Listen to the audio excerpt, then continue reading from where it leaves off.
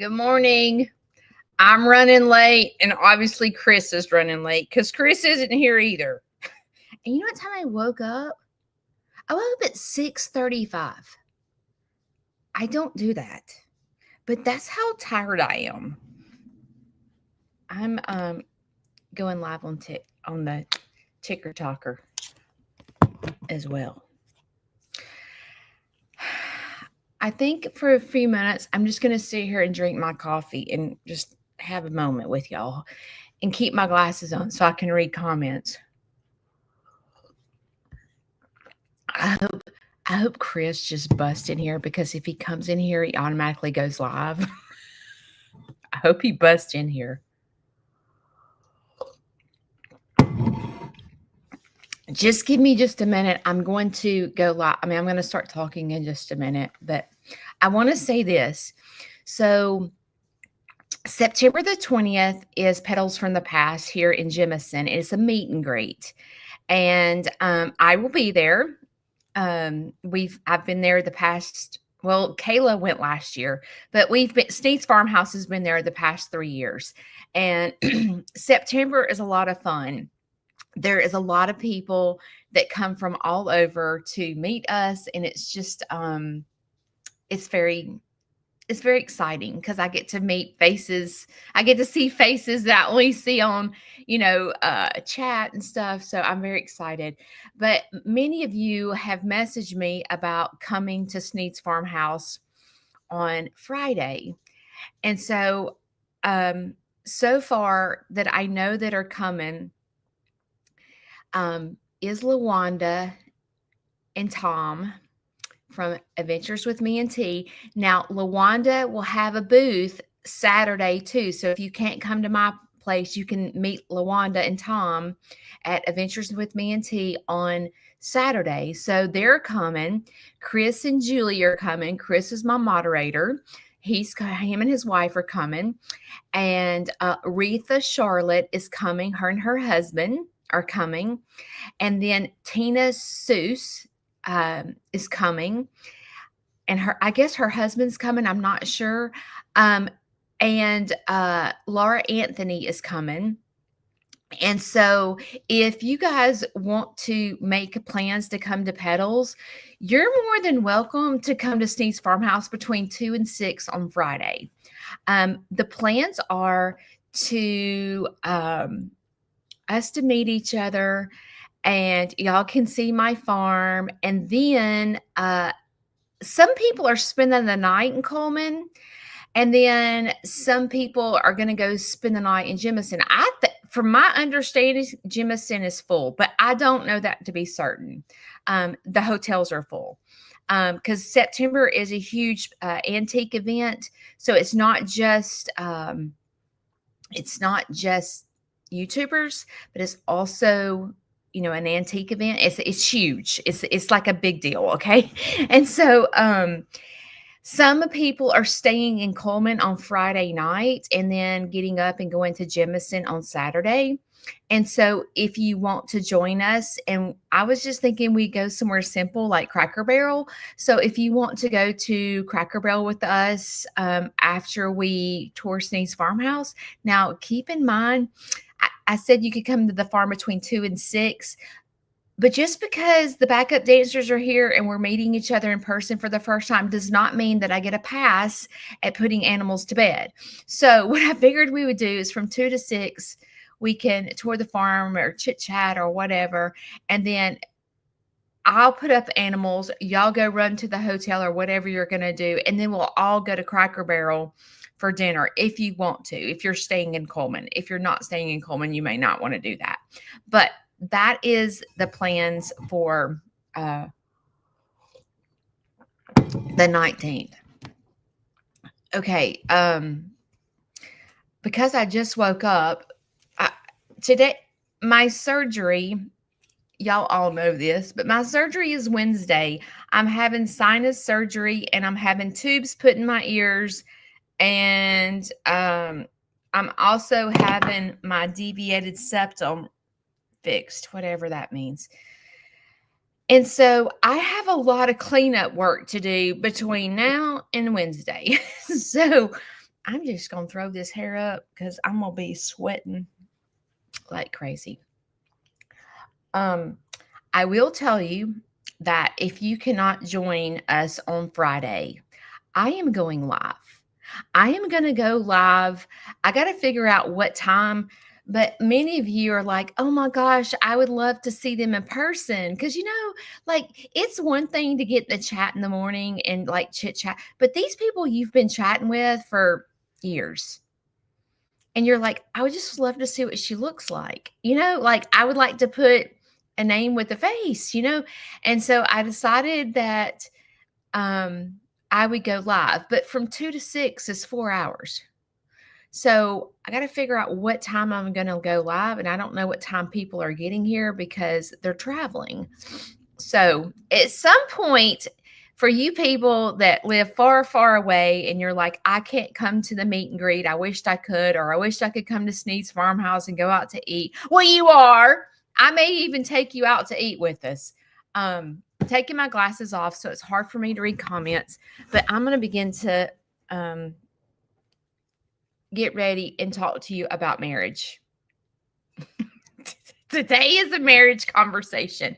If you're just joining me and you don't know who I am, I'm Judy Sneed. I call myself Aunt Judy simply because when you come tour my farm, I want you to treat my animals and I want you to feel at home like they're yours.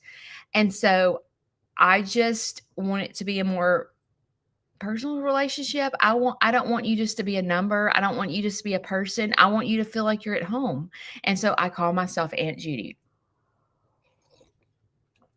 I'm drinking coffee this morning. I normally drink my water, but this morning I hadn't even drank coffee yet. And I am a nonprofit farm, and people with disabilities come to my farm. People with autism, they all come for free. I donate all my eggs to Caring for Kids, which is a nonprofit program here in Coleman. They feed over 1,000 families a month, and that is my way of giving back. I also go live every Monday and Wednesday at 7 a.m. to give back to people that maybe have never met me, but I give back by going live to tell you that I'm a total train wreck. I'm a total train wreck, and I talk about live situations, real situations that have happened to me. I don't make up stories. I am very honest and raw. I'm not a creator that makes up content for your pleasure. I am very truthful, and the reason is because I have enough drama in my life. I don't have to create content to make you laugh or to it's like really does happen in my farm. I'll make you cry. I'll make you laugh. So I don't make up stories. I'm very honest and truthful. And I talk about the real life situations because I focus on mental health on Mondays and Wednesdays at 7. And the reason I focus on mental health is because I'm a train wreck and I don't want people to feel alone. So I give a lot back in my community. I do. I give a lot. But when people are from out of state, it's hard for me to give back to you because you can't come visit my farm, or you can't, get free eggs from me or start a chicken coop or something like that. So my way of giving back to you is to be dedicated to you. Dedicated to you means I am very dedicated to go in live. You will see me every Monday and Wednesday at 7 a.m. If you don't, it's because it's out of my control.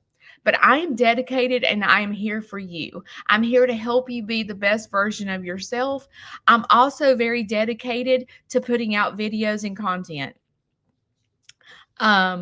If you're joining me on TikTok, I haven't been as dedicated because it is hard. But on Facebook and YouTube, I'm very dedicated to putting out content. I need to get better with YouTube, but I'm just not there yet. Let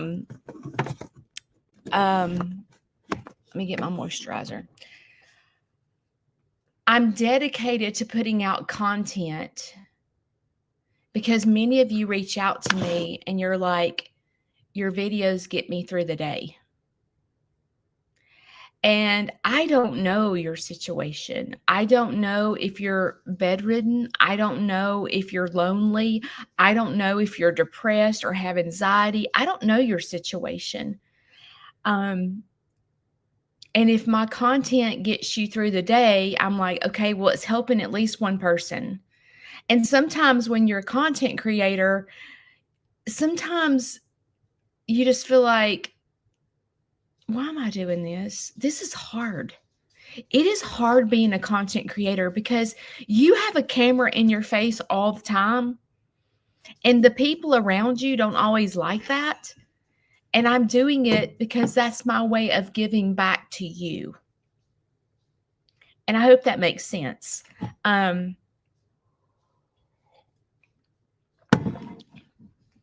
If you're not on my YouTube channel is Sneed's Farmhouse. 8044, I think is what it is.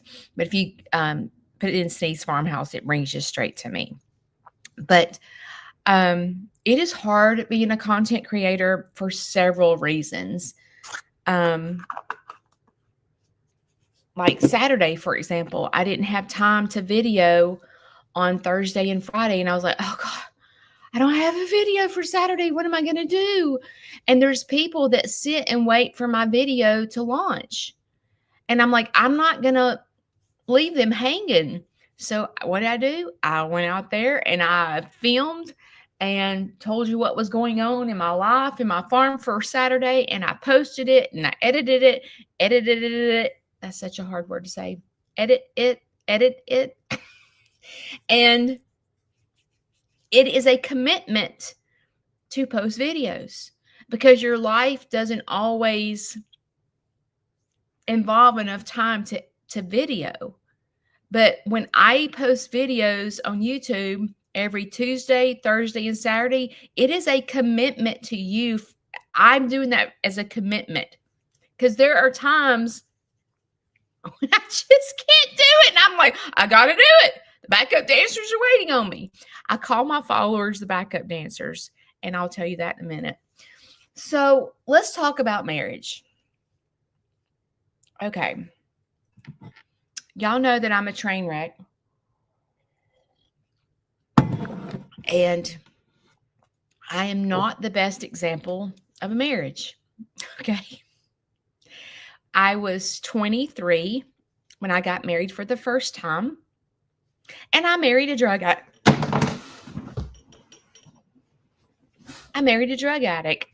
That was smart. And he had gotten better when we got married, and I thought it was fine. And I remember my parents sitting me down and going, Judy. And I was like, he loved me when I was fat because I had gotten really fat. And that's when I started teaching aerobics for the first time, and I got skinny. Eating disorder all over my forehead. And I told my mom, and I said, Mom, he loved me when I was fat, and he's committed to me. And I got married, and I stayed married a whopping 11 months. We bought a house together. I bought my first house with him. Everything was great. And we stayed married 11 months because he went back to drugs. So I was married 11 months the first time. And then a couple of years later, I met my kid's father, and he was the one. You know why he was the one? Because his parents had stayed married. They went to church. They were a good Christian family. They were family oriented. So this was the one for me. He's going to be the perfect dad. We're going to have the perfect family. We built a house together. We bought it.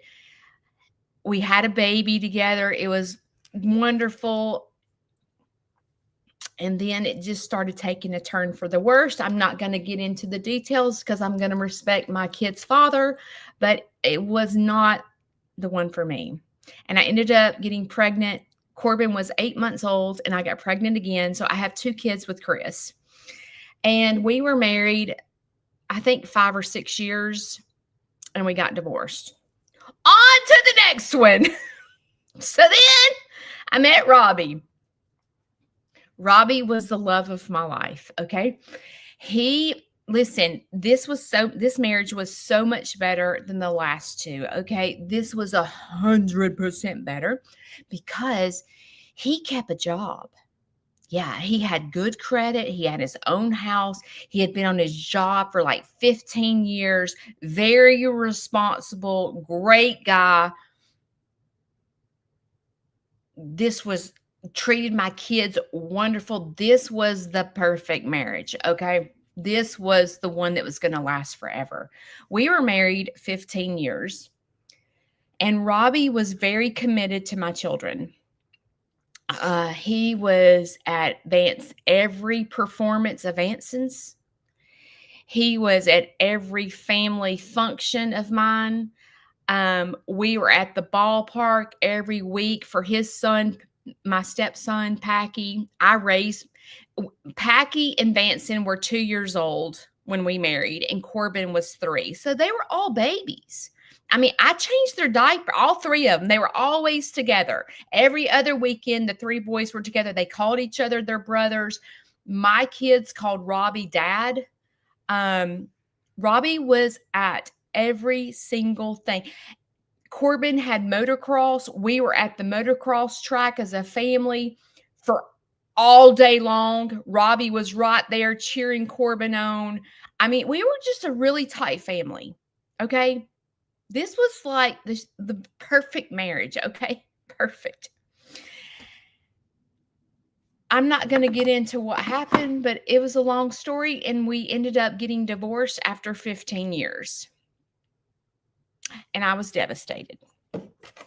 Let's just put it that way.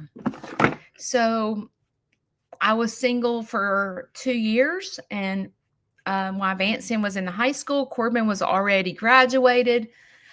I met Shane.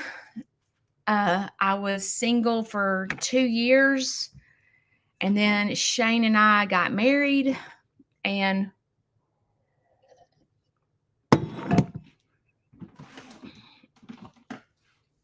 I'm trying to think what I thought. It wasn't like I was like, oh, this is the perfect guy for me. I think I was just kind of numb, to be honest. I think I was so beat down, so hurt. But Shane and I dated for, I don't know. We started talking shortly after Robbie and I got divorced like in January. Robbie and I lived together for 6 months after we got divorced. I know. We lived together for 6 months because our house didn't sell. So we decided to live together, and I was in a separate bedroom for 6 months. And then Vanson and I moved into an apartment in I think it was June of that year. And Shane and I started dating, but it was a long distance relationship. So it wasn't like, I don't know, I'd never been in a long distance relationship, but it was more like it was perfect because I didn't have this guy up my butt wanting to date me nonstop. I could be a parent to Vanson. So I liked the relationship, and Shane worked 2 jobs, so we didn't talk when we text every now and then, but we saw each other on the weekends because he would drive home. But it was the perfect relationship because Shane's not the type of guy that was had to be with Judy. And I wasn't the type of girl. I was still healing from a divorce, going to counseling, trying to be a parent. So that's the deal with our marriage. Well, Shane is not the husband that's going to all my kids' family functions. He's just not. And majority of the reason is because he doesn't get into theater. He just doesn't. And so I remember when Vanson was in high school, Shane went to one theater performance, And I looked over and he was literally asleep. Okay. And I was like, he just can't do it. I don't know why he can't sit in the theater in the dark and watch a show. I'm sitting on my edge of my seat loving it and he's asleep. But that's the only time he's ever went to Vanson's performance with me in the 10 years that we've been together. And I'll be honest with you, it's very uncomfortable for me because I don't really have a large family. My mom has passed away, my dad's passed away, one of my brothers is in jail, but he's lived far away, his whole life, and so he couldn't just come and watch Vanson perform. Larry wouldn't come. Larry's an introvert. My stepmother lived away, and my oldest brother has 6 kids. He doesn't come. So when I go to Vanson's performances, I'm sitting all by myself. And then Vanson's dad's family, there's a spread of them. There's the grandfather and the grandmother and the aunt and the uncle and the cousins and the dad and the stepmom and the sister. They take up a whole row at the theater. And then there's Judy somewhere else sitting all by herself. And sometimes I feel, majority of the time, I feel sad. I do. I feel sad. But it is what it is. But I don't want to go with someone that's going to fall asleep.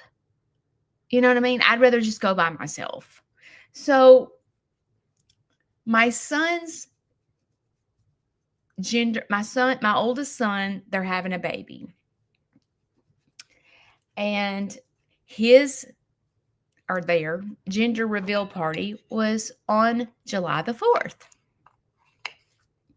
So they have planned this gender reveal party a month in advance. So when they planned it, I told Shane, I said, hey, the gender reveal party is July the 4th. And every single time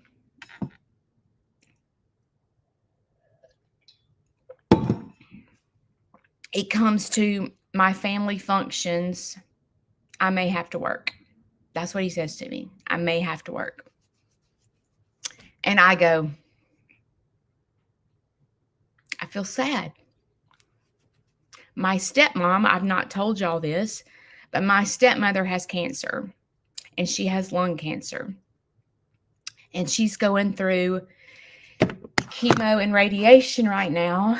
And, my step-parents are the only parents I have left. And they both have been my stepmom has been in my life since I was probably 6. So she has cancer and it's her 80th birthday in September. And so her kids sent me a message and they said, I want us as a family all to get together for Mom's 80th birthday party. Well, that would require me leaving my farm, traveling to Gulf Shores for this party. And that sounds really great, doesn't it? But see, I have Larry, I have a farm, and I have Shane. Okay. So I was like, okay, what am I going to do to go to this party? I have to put Larry in the nursing home for respite, which causes him anxiety, and it causes me guilt. And then I tell Shane, I said, hey, I'm going to hire farm help, and I want us to go.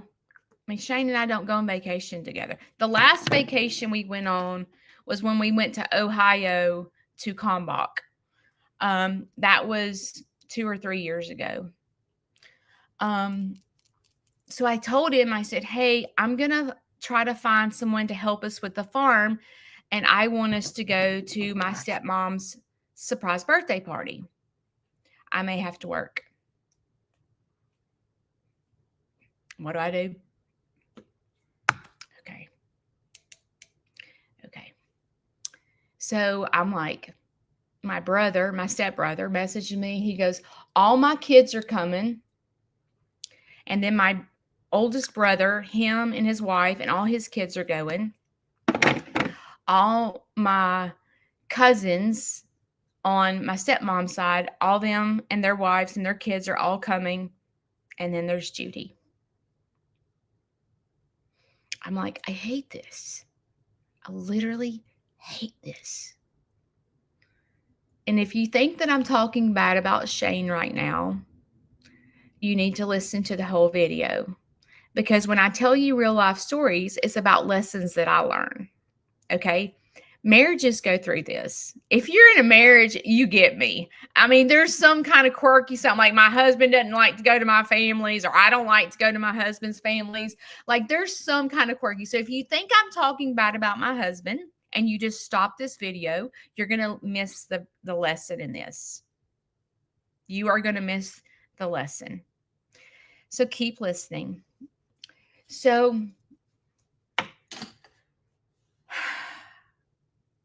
I start feeling sorry for myself, and I'm like, why does my marriage have to be like this? Like I was used to Robbie, and Robbie was at everything. And then I married to Shane, and it's never, let's go. Your stepmother has cancer. Let's go. Let's go. Let's do what you want to do. Come on, let's go. It's never that. So with the gender reveal party, well, let me back up. So I'm trying to plan a trip when I have a big question mark whether I'm going or not. Well, my oldest brother said, let's all get a house together. Like that'll be so much fun. And I said, yes. Oh, yes. I would love to do that. And so they're trying to figure out how many people are going. So then all my kids are grown, right? So I'm calling each one of my kids, hey, can you go?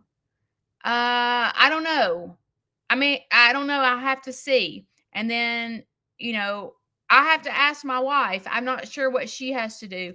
And so this was like 2 weeks ago, and no one gives me confirmation that they're going. And then I get, oh my gosh, me and my wife are going, my cousins, we're going. The whole family's going. And I'm like, God bless, what? How do y'all do that? How do you call your adult children that are like have their own families and have their jobs? How do you get them to do that? Like, why can't I call and go, hey, we're all going to the beach. This is going to be so much fun. My family doesn't work like that.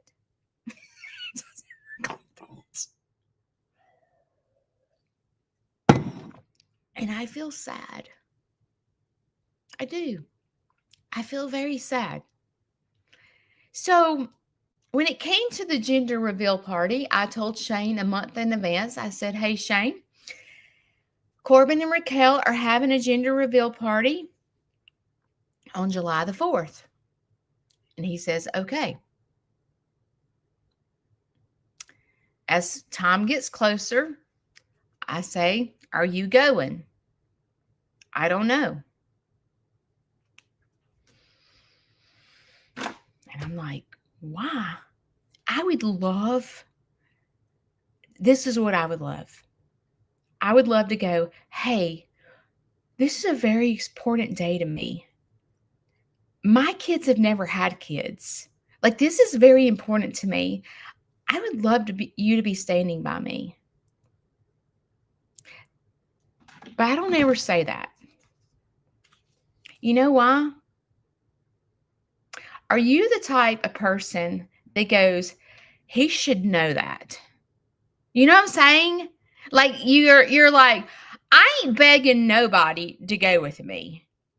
Either you go or you don't go. I'm not begging you to go with me and then you bug me to leave. This is my day. This is my day as a grandmother to be so excited. Like, I'm not begging anybody. If you don't want to go, freaking don't go.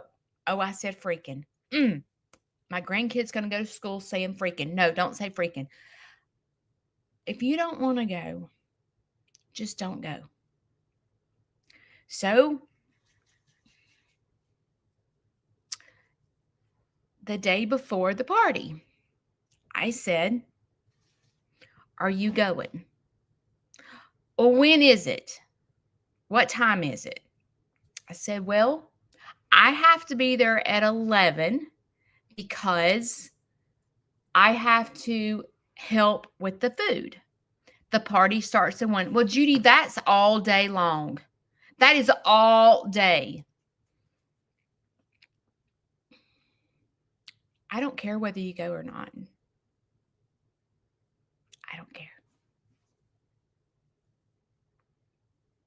So he never said anything.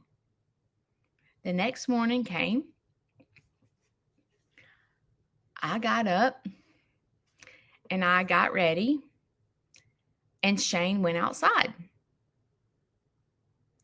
And it took me an hour to get to the gender reveal party, and I was ready, and I had to go by the Dollar Tree to get some bows for the presents and stuff. And so I was listening, and I heard Shane on the excavator down at the creek, and I was like, okay, he's working. I'm not driving all the way to the creek to say goodbye, right? Like, and I left there. I was like, I said freaking again. This is not feeling good inside. So I get in the Jeep,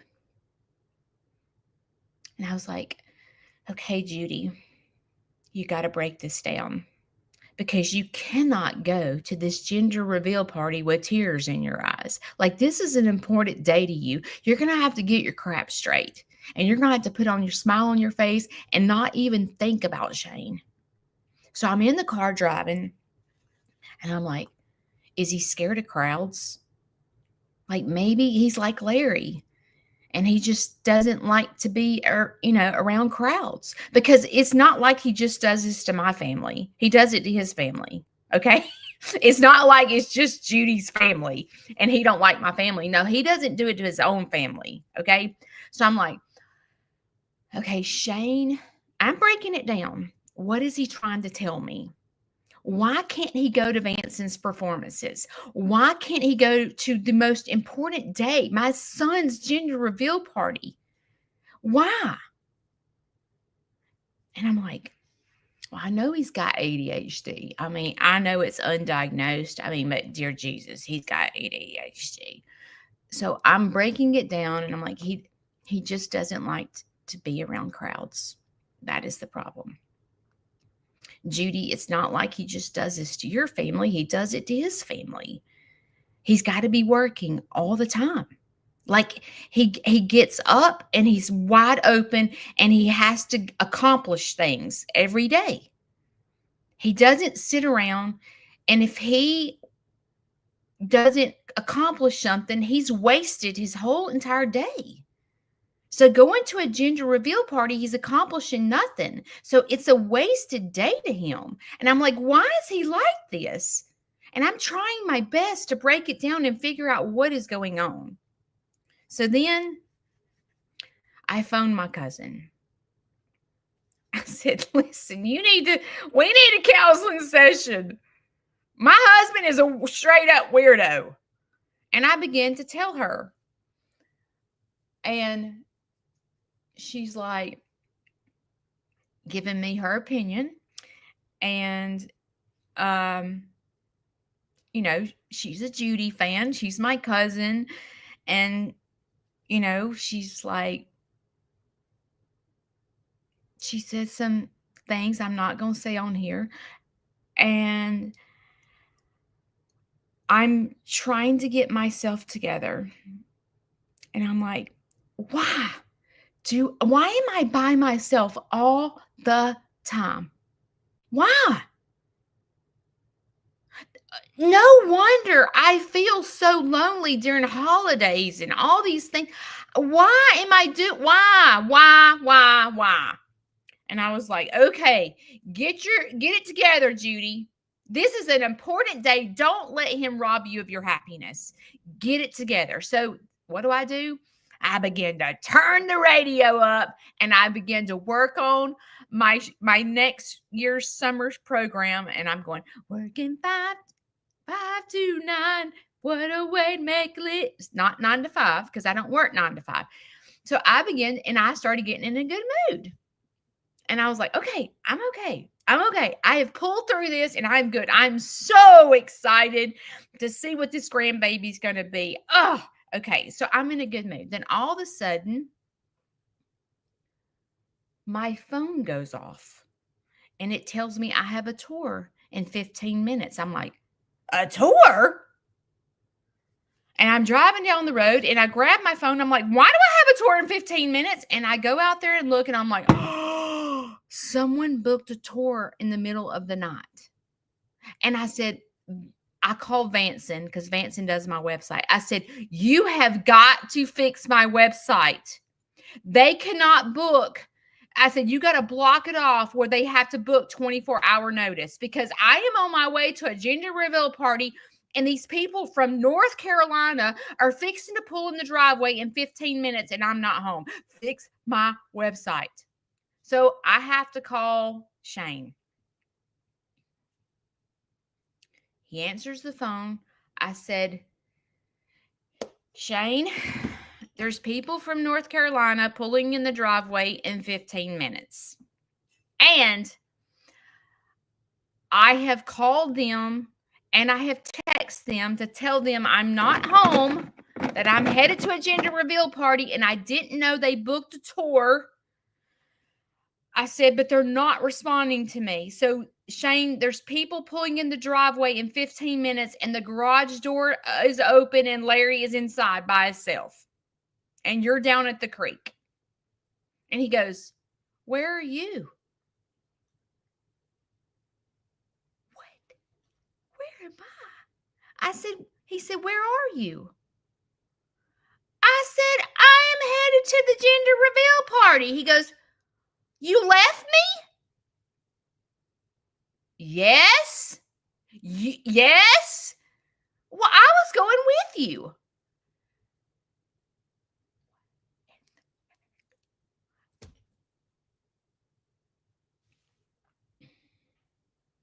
You're going with me. I said, well, Shane, you never told me, not one time, that you were going with me.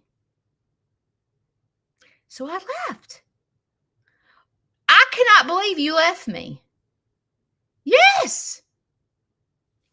He goes, so what do I need to do with these people? I said, if they pull in the driveway, you're either going to have to do a tour or you're going to have to tell them that they booked in the middle of the night and I didn't know it and I have a gender reveal party I'm going to. Well, about that time, they text me and I said, can you come Saturday instead? They said, yes. So that worked out. So I called Shane. I hung up with Shane. I called him back. I said, hey, you don't have to do the tour.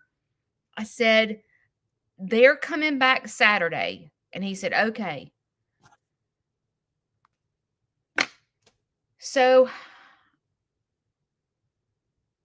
I'm like, now what do I do? My husband is a weirdo. He is so weird. That's what I was thinking the whole time. Like, he is a straight up weirdo. So I thought in my head, what do I do?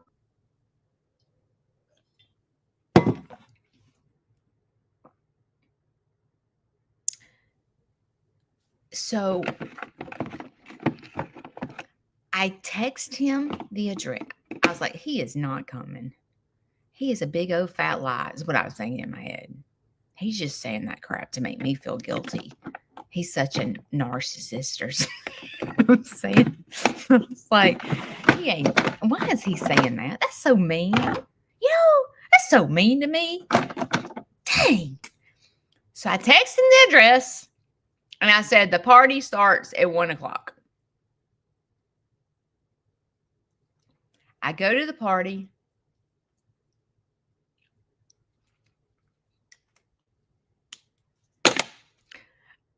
Hang on, I hear Larry. Hang on, just give me a second.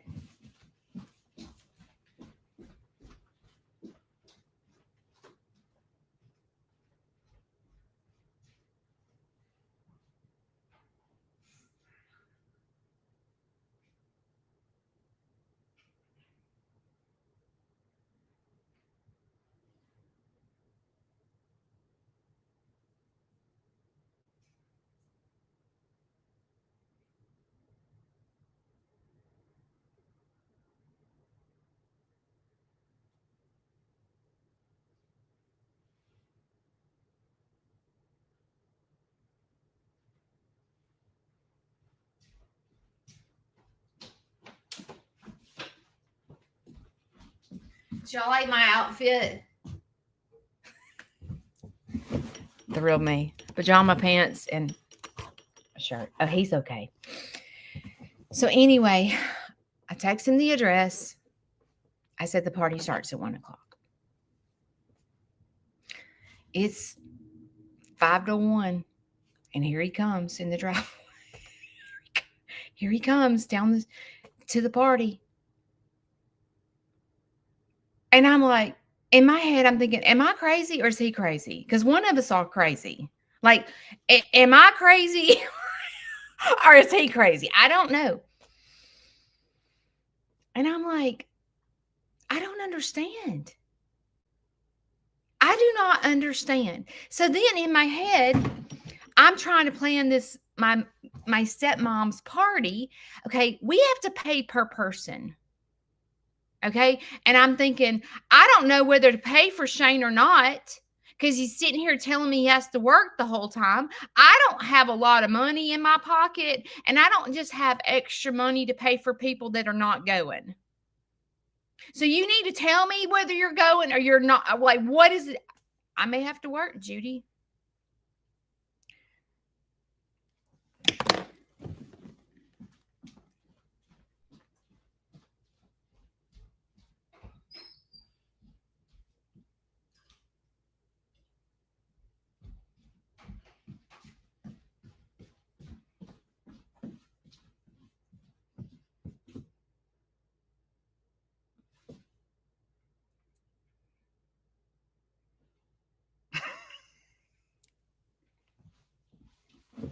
Do you need one of these t-shirts?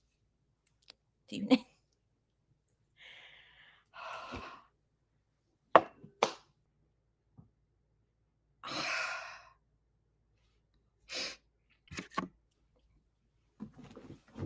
So we go to the gender reveal party. Shane stays the entire time. He's a wonderful husband. Everything is great. Everything's just wonderful. And then when we left there, he called me on the phone. He said, hey, I'm going to go, since we're over here, I'm going to run by and see my mom. I said, okay. And I'm thinking in my head, I don't know about you, but when I try to talk to my husband, like serious talk, it goes in one ear and out the other, and he always flips it. So when he got home, I said, can we talk?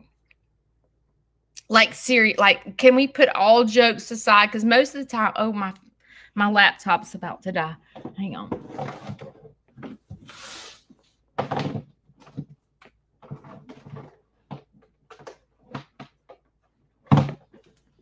I wish y'all could see how many cords I have on the floor.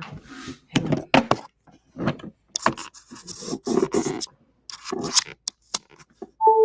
Okay.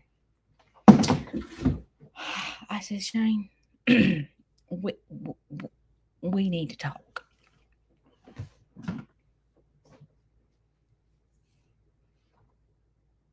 Why do you do this to me? Do what? Seriously? Like seriously right now? Like are we really seriously saying that right now? Why do you do this to me? It's not nice. What am I doing? Do you have one of these at home? Is it just me? Is it just me? What did I do wrong? Seriously right now? Seriously. You don't give me confirmation whether you're going. Well, I didn't know if I was. So then I realized that I'm not getting anywhere talking to him. I do not have the type of husband that I can sit down and have a come to Jesus talk with him, and he absorbs it in his head and he changes. Do you have one of those at home? Is it just me? Or do you have one?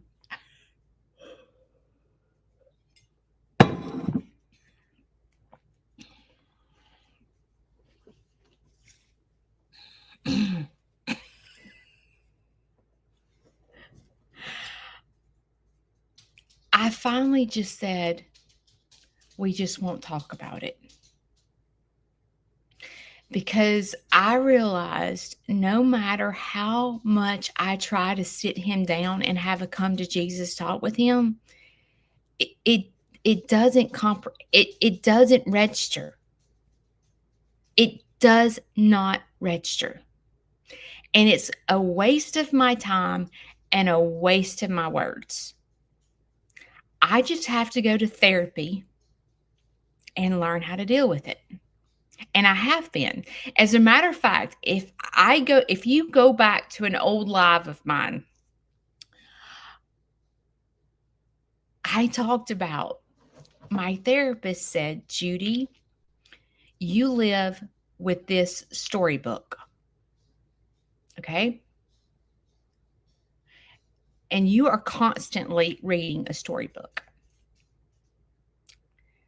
And she begins to tell me, she goes, your storybook starts off with this villain. This absolute villain. And as you're reading the storybook, this villain is just awful. It's awful. But at the end of the story, he's always the Superman. You just see him as a villain in the beginning. And she said, you read the same story over and over and over and over again. Like as soon as you start reading this book, you know how it's going to end. I'm like, but it wears me out. It literally wears me out. She goes, has he ever let you down? I said, well, yeah. Yes. Yes. Because he doesn't go to Vanson's performances with me. Okay? He doesn't. She said, but hey. She said, but the same story that you're reading usually is he always ends up being Superman at the end. Like, like when he's building the peacock enclosure, he's griping the whole entire time. He's not making me go, oh, he's such a Romeo's fixing my peacock. No, he's griping the whole entire.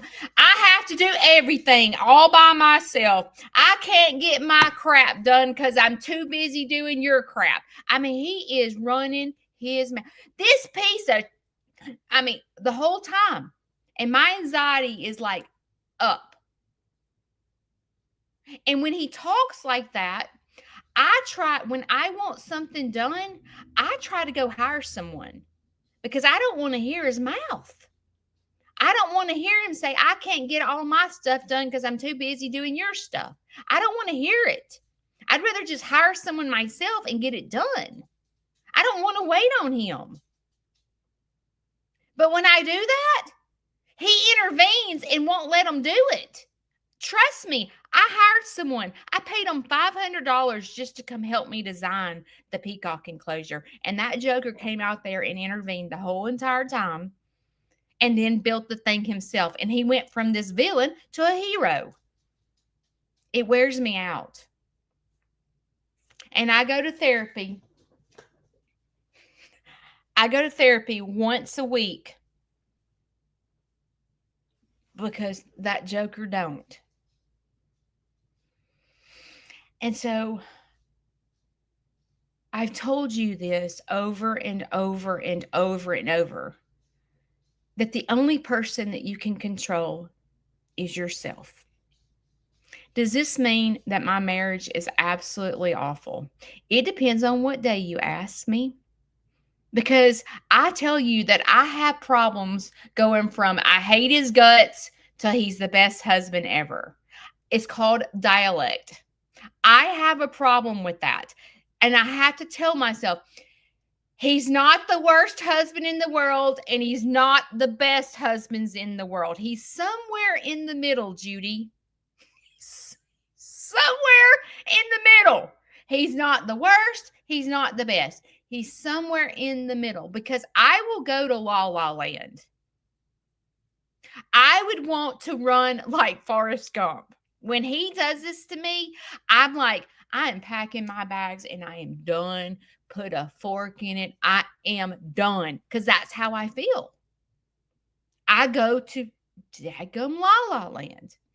And then when he's out there and he becomes the hero, like when he pulled in the ginger reveal, I'm like, I literally was holding back the tears, driving to the ginger reveal party, feeling all alone. And then Superman starts pulling in the driveway, and I'm like, he wears me out. He wears me out.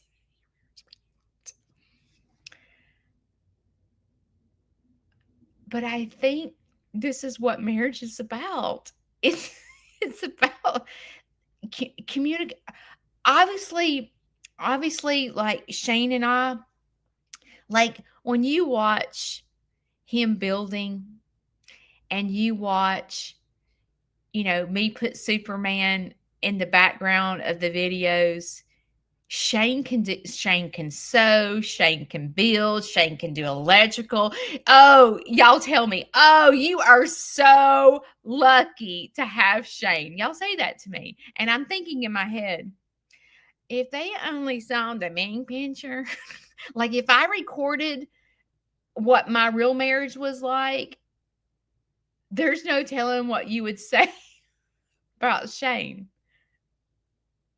Because when you see the Superman coming in and building and all this stuff, that's not what real marriage is, y'all. It's not like that all the time, okay? Real marriage doesn't work like that. Real marriage is about give and take. Real marriage is about going to therapy because she don't or he don't, okay? It's about it's real. Shane and I are not perfect. He's a train wreck and I'm a train wreck, okay? It's not like that.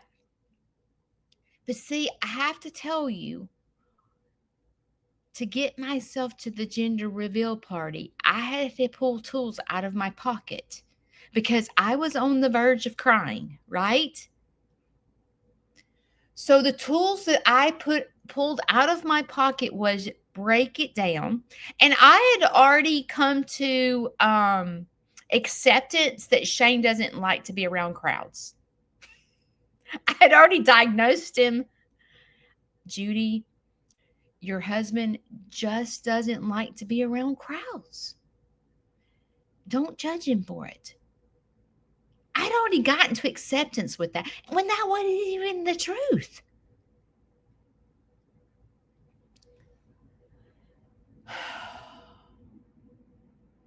The other tool that I pulled out of my pocket was don't let Shane rob you of your joy. Don't. This is a very special day for you. Don't let him rob you of your joy. So I had already changed my attitude by turning on music, dancing in the car, picturing a big crowd in front of me and me doing my program and it being a lesson to all these people that were exposed to this program. I was already okay before I even got to the party because I had tools in my pocket to pull out to go, don't let someone rob you of your joy, even if it's your spouse. You've got to be the best version of yourself and go to therapy to learn how to deal with him because he's not going to change. That's weird. Hang on just a second. What is this? Drag the puzzle piece. Oh.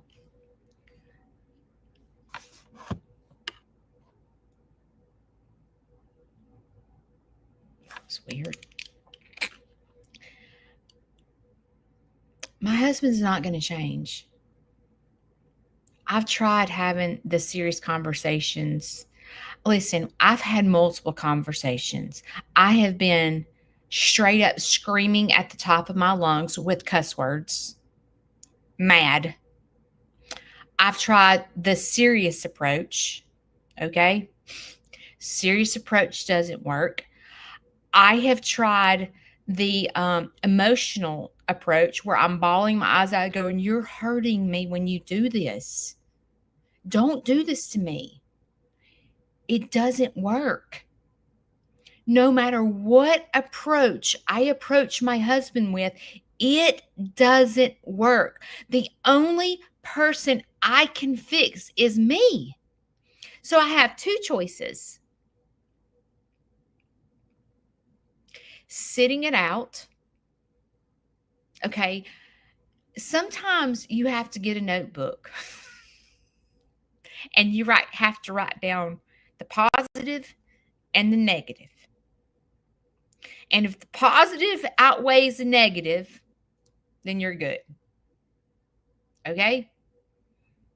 If the negative is just so much negative, you either have to change your thought process or you have to get a divorce.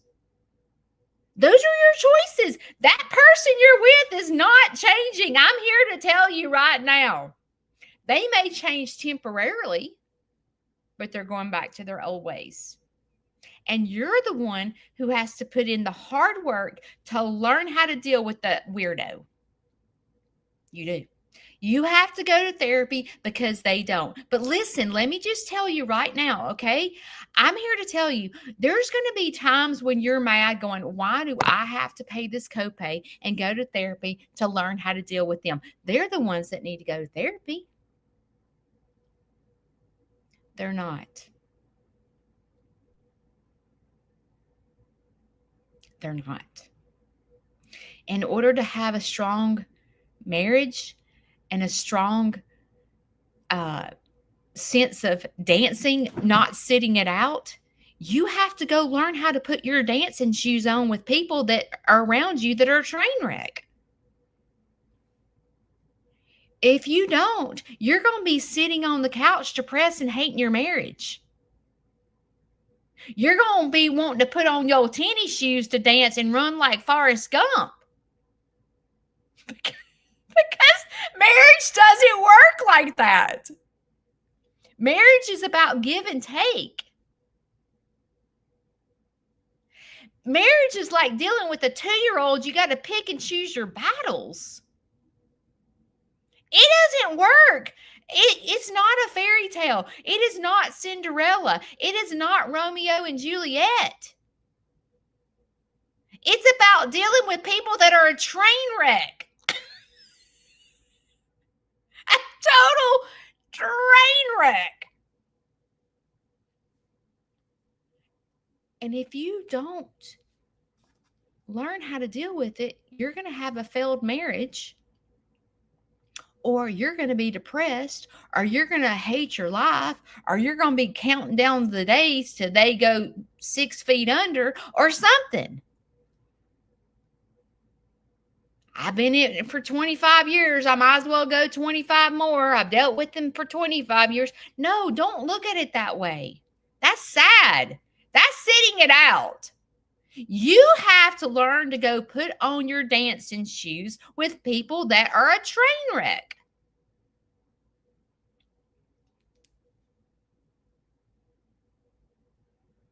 Don't let them rob you of your joy.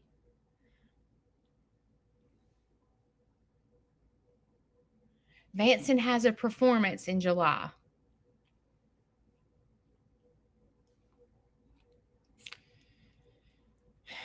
And I already know he's not going. I don't even ask anymore. So what tool do I have to pull out of my pocket to be okay? I've learned to use hunting season and Vanson's performances and things like that for me to have time with myself. I look forward to hunting season now. There was a time when hunting season, I hated it. I was always by myself. From October to February, I'm a single person dealing with the farm, my home life, and Larry, all by myself. And I used to hate it. But now I've learned how to enjoy it. I don't have to cook. I don't have to listen to his mouth. I don't have to clean up. I don't have to wash clothes. I can eat a bowl of cereal every night. I can go eat sushi that he don't like. I've learned to take the time to enjoy it because this is my time. I don't get to go on vacation. I don't get to go hunting. I don't get to go to the beach. I have a farm and I have a dad at home. So my vacation is spent at home when he leaves. I had to look at it a totally different way because there was a time in my life where it consumed me of depression. He doesn't care about me. He doesn't spend his vacations with me. When he goes on vacation, he's going hunting. And if he has vacation at home, that's when he has to get things done. He doesn't spend it with me. It doesn't work like that around here. And I could really let it consume me and go, this marriage is so dysfunctional. I feel alone all the time because it's not like Shane's the type of man that goes, come on, baby, I'm going to take you on a date tonight. He's never done that. He's not walking in with a diamond ring or roses. He's not. I have to do it myself. I had to go outside my house and I have all these beautiful flowers in my yard. And in my brain, I had to change my way of thinking and go, look, my husband goes to work 7 days a week and all these flowers in my yard he gives me every single year because he pays the bills. He's not going to the florist and bringing home a dozen roses and go, baby, you're the best thing that's ever happened to me. He's not. But I had to go to therapy because he doesn't, to learn how to get, look, he's giving you all these flowers in your yard.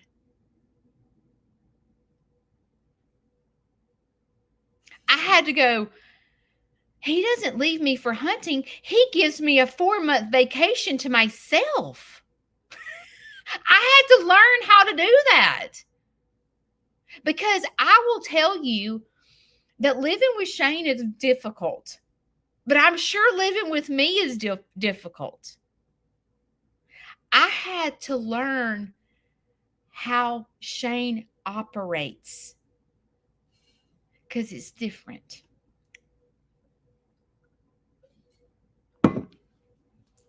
So I'm here to tell you that you have a choice.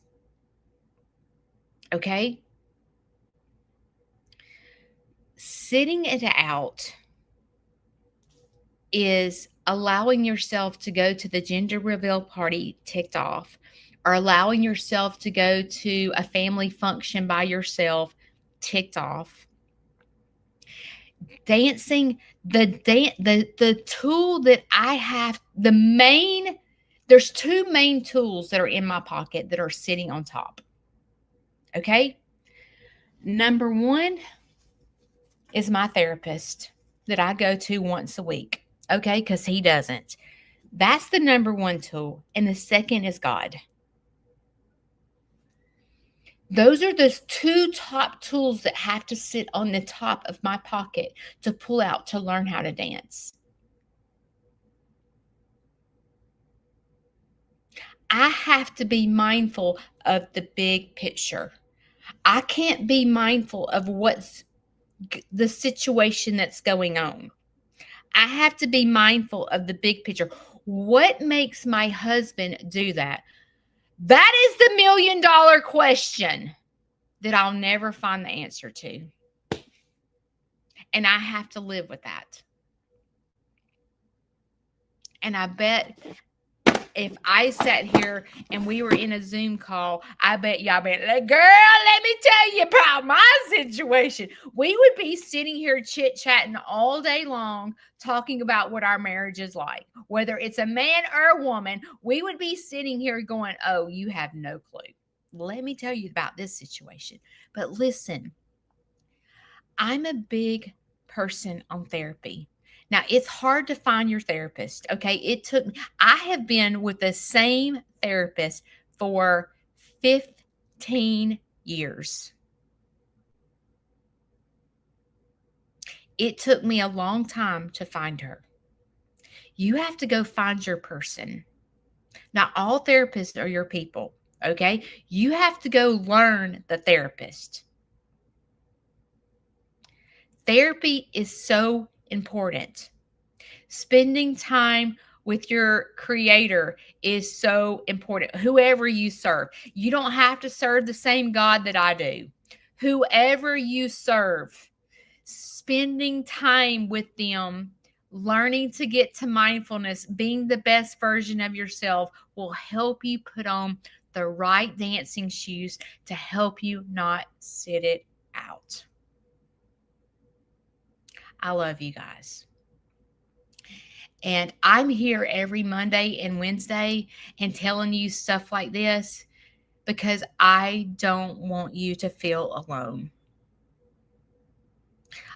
A lot of times you get consumed in a YouTube video or a Facebook reel or something. Oh, I wished I had a marriage like that. Oh, I wished I had somebody like Shane. I'm not saying Shane is wonderful. He is. But it's not perfect. He's not the best husband and he's not the worst husband. He's somewhere in between. So do not get caught consumed in thinking, oh, I wished I had this. It's reality. I go through the same things that you go through.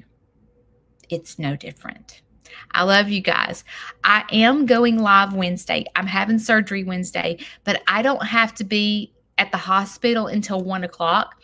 So we're going to have to leave here probably about 11:45. So I do plan to go live, but the beast will be here. Okay. The beast will be here. And sometimes it's hard for me to really talk because he thinks the way I talk is probably dumb. Why are you talking about that on social media? He's like that. So I don't know what I'll talk about. I may just chit chat with y'all because I really don't need to put on my makeup when I'm going to surgery, right? So I may just chit chat. So I will see y'all Wednesday. Remember, today is Monday and you have a choice. Every day you have a choice. You can sit it out or you can dance, and I hope you dance. I'll see you backup dancers on Wednesday. Love y'all. Thanks for joining me.